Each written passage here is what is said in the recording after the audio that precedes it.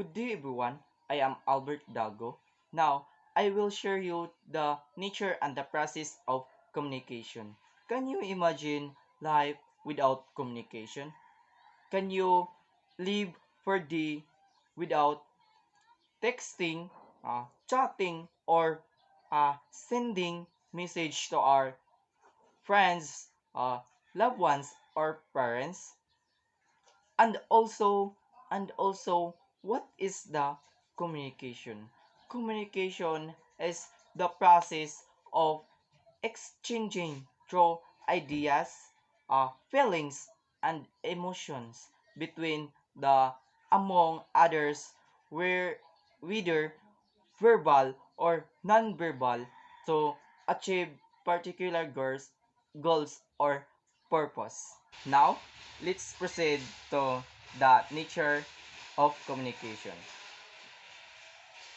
Number one is communication is a process. When we see process, it is a cyclical. It is a cyclical. It is uh, like a cycle. Cycle. It begins from uh, one step to another step. The second one is communication. It is occur between two or more people. The third one is communication could be expressed. Uh, express the verbal, non-verbal, or both verbal or non-verbal at the same time. So there are the elements of communication. We have the speaker, uh, and also the channel encoding, and then we have the message also the decoding and receiver, uh, feedback, and also the context, and the last is barriers.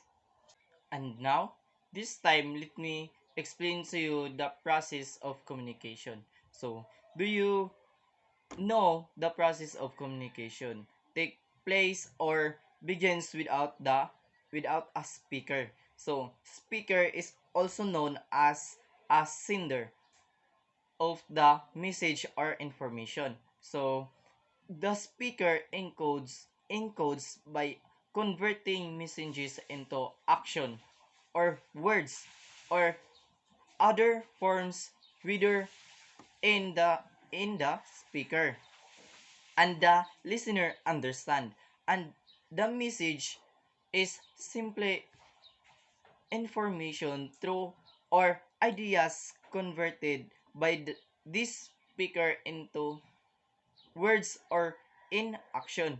After that, the message is begin transported through a vehicle called channel. Channel is use a medium in transmitting idea as or through channel include face-to-face conversation, video conferencing, telephone conversation, or writing communication, and mass media, and so on.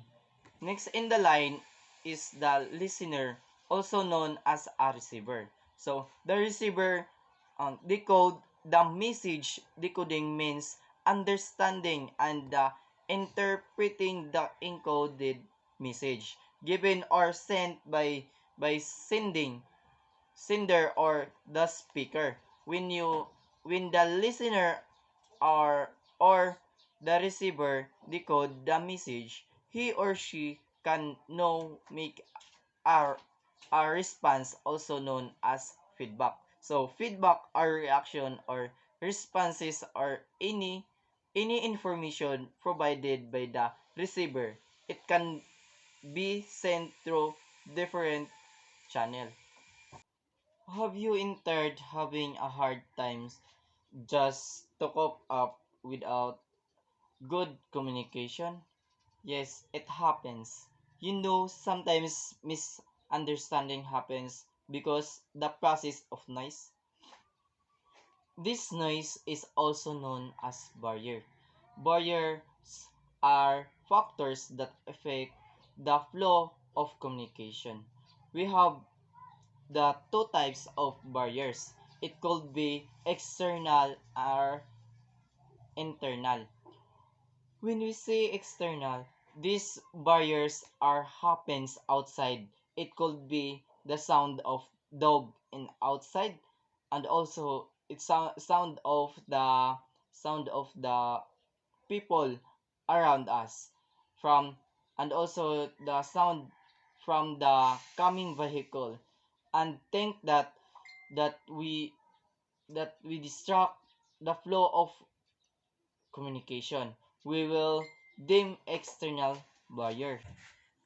The other one is the internal noise or internal barriers. These barriers happen as since it is not visible.